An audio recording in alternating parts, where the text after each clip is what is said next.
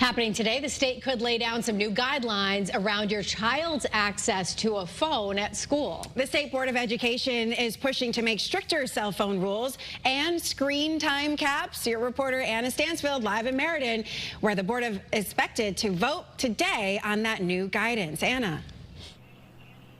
Well, guys, good morning. It's important to note first that these would be recommendations for districts and not mandated laws. And for a lot of parents out there, your kids are probably already used to following rules like the ones that could be implemented because they're already in place in about 70% of elementary and middle schools across the state and about 30% of high schools here in Connecticut. And their goal is simple. It's all about keeping kids engaged and paying attention in the classroom.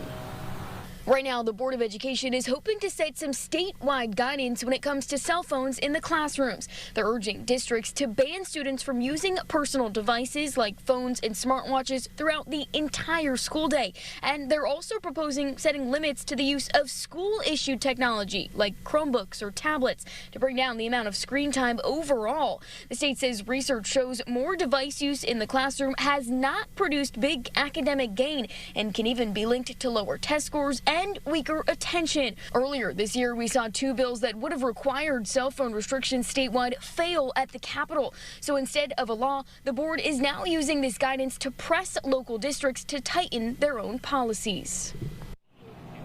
Now, again, if this passes, this form of a vote would only really form as guidance here for states or for districts across the state. Again, that vote is happening later this morning in just a few hours at 9 o'clock right here in Meriden. I'm your reporter live in Meriden, Anna Stansfield, Channel 3 Eyewitness News. All right, Anna, thanks so much.